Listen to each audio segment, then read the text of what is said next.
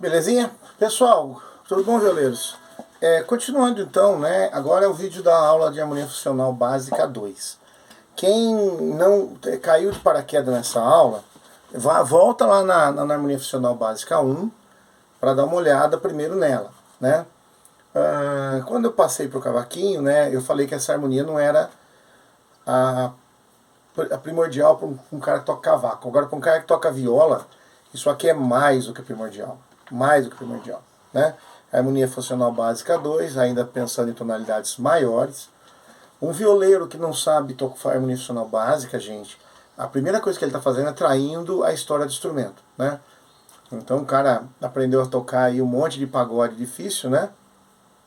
Mas não aprendeu a fazer uma harmonia funcional. A hora que ele cair numa roda de viola,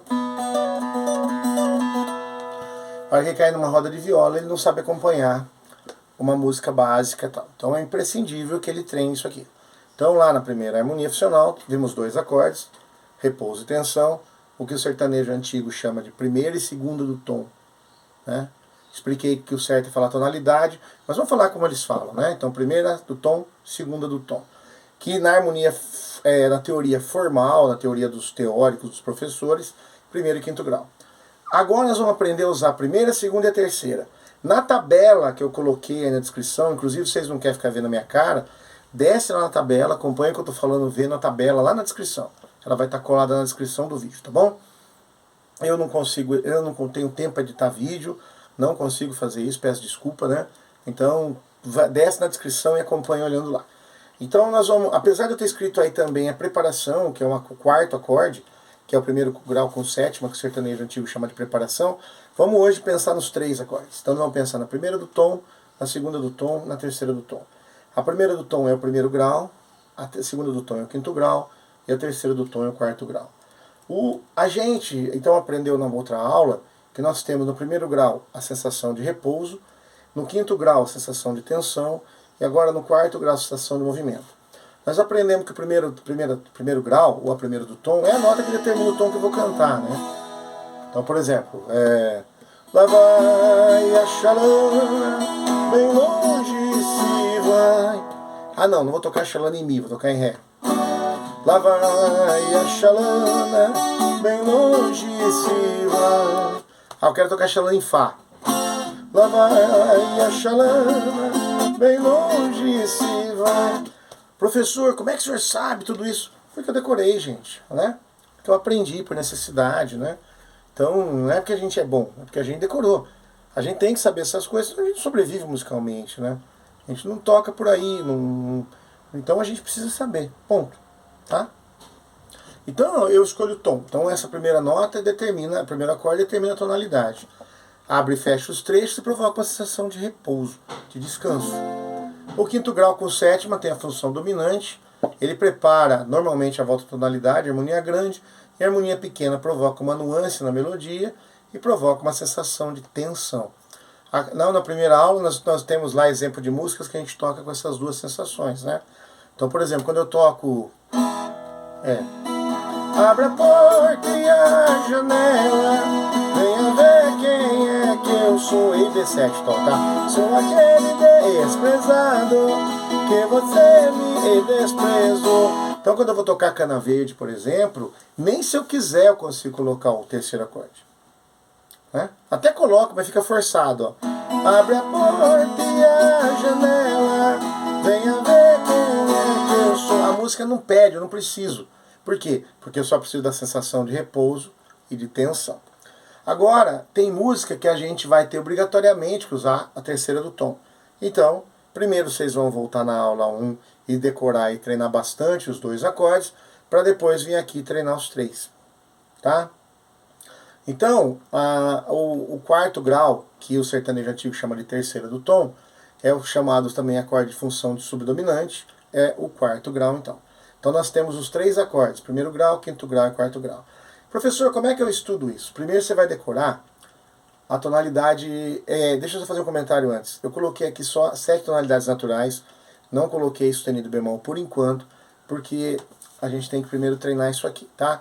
Professor, então como é que eu faço para me estudar isso? Eu vou dar um conselho. Eu, quando fui estudar harmonia funcional, eu primeiro estudei as tonalidades mais fáceis. Então na viola, quais são as duas tonalidades mais fáceis na minha opinião? Para quem toca cebolão em Mi?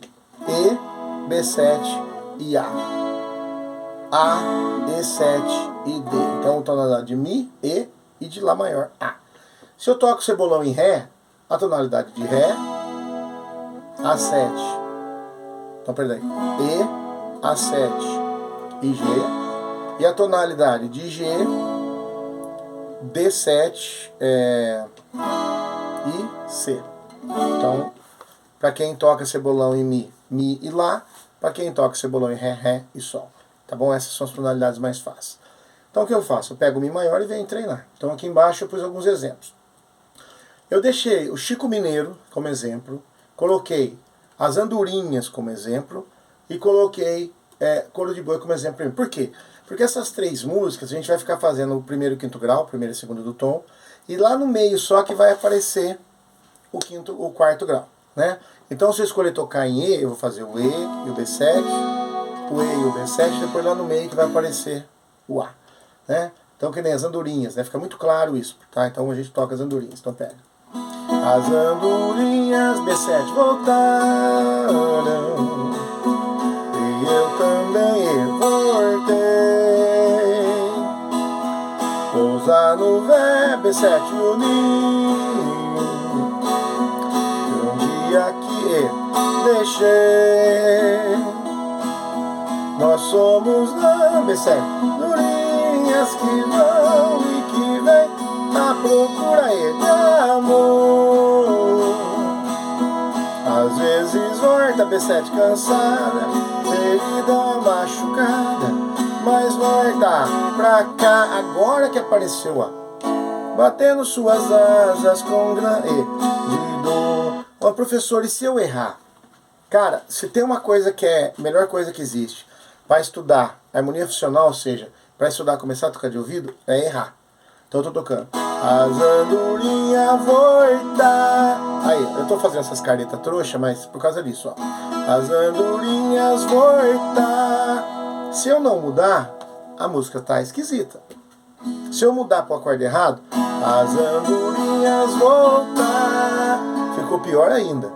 Então se eu sei, pela informação que eu tô passando pra vocês, que essa música é 3 acordes, só me resta o B7. As andorinhas voltaram, igual lá embaixo, olha que fez, né? Tal qual as andorinhas eu parti sonhando, mas foi tudo em vão. Aí se eu for pro A, né? Olha, eita, ferrou. Então tem que ser o E. Vão, voltei sem felicidade. Deu errado de novo, então é o B7. Porque na verdade uma andorinha, aí caiu no A. Quando sozinha não faz verão. Tenta, então estuda. Então vamos decorar primeiro o E, né? Então o E. Então a primeira do tom em E é o E, função repouso. A segunda do tom é o B7, função tensão. E a quarta do tom é o A, que é função de movimento.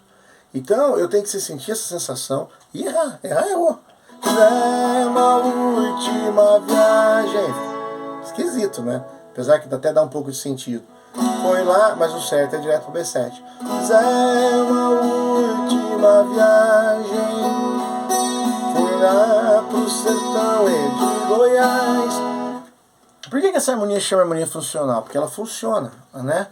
Vou dar um exemplo. A gente consegue tocar o Chico Mineiro com mais acorde do que 3.